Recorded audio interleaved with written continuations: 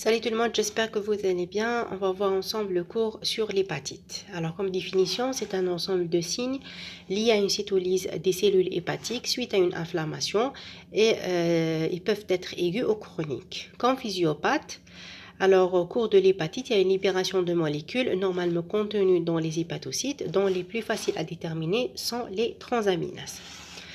Pour ce qui concerne l'évolution, on va avoir atteinte des autres fonctions hépatocytaires.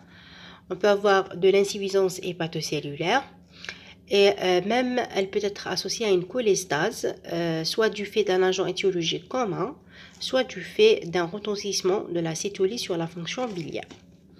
Comme étiologie, soit due à l'alcool, consommation des médicaments, surtout le paracétamol, à cause des virus, surtout les virus de l'hépatite A qui entraînent une hépatite aiguë uniquement.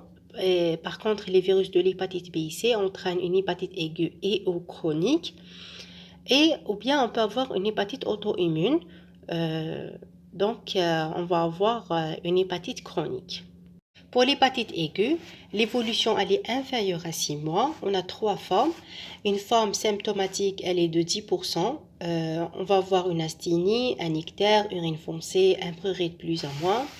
Une forme atypique, anictérique. Il y a des troubles digestifs, éruption cutanée, arthralgie, myalgie. Et la troisième forme, c'est la forme grave. On va avoir une encéphalopathie hépatique avec des troubles de coagulation avec un TP inférieur à 50%. Exploration biologique, on va doser les transaminases. On va avoir une élévation très importante. Elle est de 10 à 20 fois les normes, avec une prépondérance à l'AT.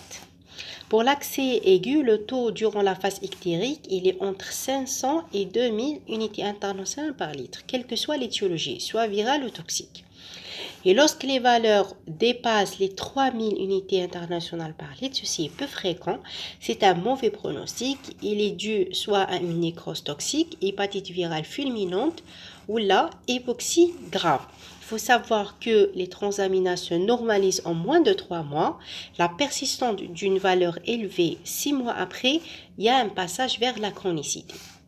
Au cours de l'hépatite aiguë, le rapport ALAT sur l'azat est supérieur à 1. Nota bene, l'augmentation des transaminases ne donne aucune indication sur l'état fonctionnel du foie, mais c'est un signe seulement d'une souffrance cellulaire. On note aussi que l'augmentation de transaminases est observée aussi lors d'un infarctus du myocarde, myopathie et même au cours de l'écrasement musculaire, avec un rapport AZAT sur l'ALAT est supérieur à 1. En plus des transaminases, on va doser aussi la PAL, est augmentée au normal. La GGT est élevée 2 à 5 fois les normes, mais elle a un intérêt limité car elle n'est pas spécifique. La bilirubine aussi est élevée au cours des deux phases, la phase pré-ictérique et ictérique. Le TP, il est inférieur à 50% si l'hépatite est fulminante. Et la lactatdéshydrogénase, on va observer une élévation modérée du taux de LDH5, mais à peu d'intérêt en pratique courante. L'exploration biologique comprend aussi à faire la sérologie virale en cas d'hépatite virale. Par exemple, au cours de l'hépatite B, on va doser l'antigène HBS. C'est le premier à apparaître, c'est un signe de contagion. L'anticorps anti-HBC, c'est le premier à apparaître. Il couvre la période entre la disparition de l'antigène HBS et l'apparition de l'anticorps HBS. L'antigène HPE, c'est un signe de contagion aussi. Sa persistance au-delà de 3 mois est un signe de chronicité. On va doser aussi l'anticorps anti-HBS, c'est un signe d'infection ancienne. Et l'anticorps anti-HBE, il apparaît vers la fin de la phase aiguë. Au cours de l'hépatite chronique, les transaminases sont élevées 2 à 5 fois les normes à plusieurs reprises sur une période qui dépasse les 6 mois. La PAL modérément élevée, GGT élevée si l'hépatite alcoolique, bilirubine élévation très importante, TP inférieur à 50% c'est hépatite fulminante.